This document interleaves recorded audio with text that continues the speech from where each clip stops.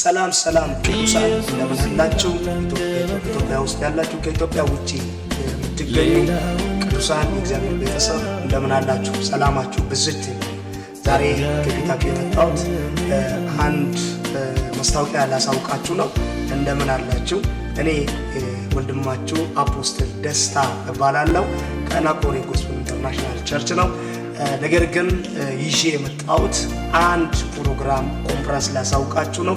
እሱም በአርባ ምንጭና አካባቢው ላይ ዲታ ማርሶ ኢሎ መካነ ኢየሱስ ላይ የሚያስገርም ድንቅ ድግስ ተዘጋጅቷል። ዲታና አካባቢ ላይ ያላችሁ አርባ ምንጭ ዙሪያ ያላችሁ ሰዎች ይህንን የእግዚአብሔርን ድግስ ሁላችሁ እንድትካፈሉ በእግዚአብሔር ፍቅር ላሳውቃችሁ መጣ።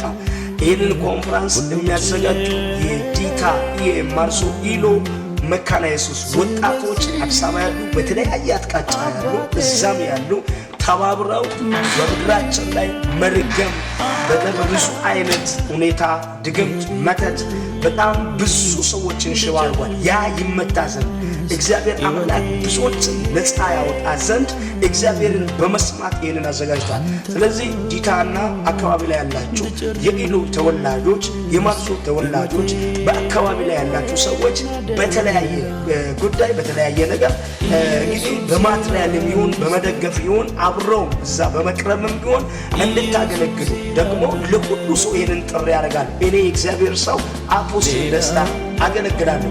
እግዚአብሔር አምላክ ብዙ ድግም ብዙዎችን ሽባ ያደረገ ብዙዎችን ከጥቅም ውጪ ያደረገ ኑሯቸውን ህይወታቸውን በአጠቃላይ ሙሉ በሙሉ ዜሮ አድርጎ ቁጭ ካደረገው እግዚአብሔር አምላክ ይመታል ብሎኛል።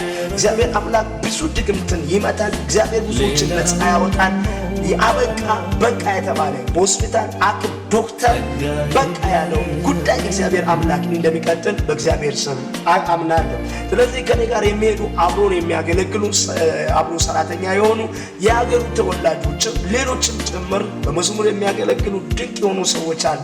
በእውነት የዛን ጊዜ አይቀርም ወዳጅ ዘመዱን ይዞ እዛ ቦታ ላይ እንዲገኙ በእግዚአብሔር ፍቅር አሳስባለሁ።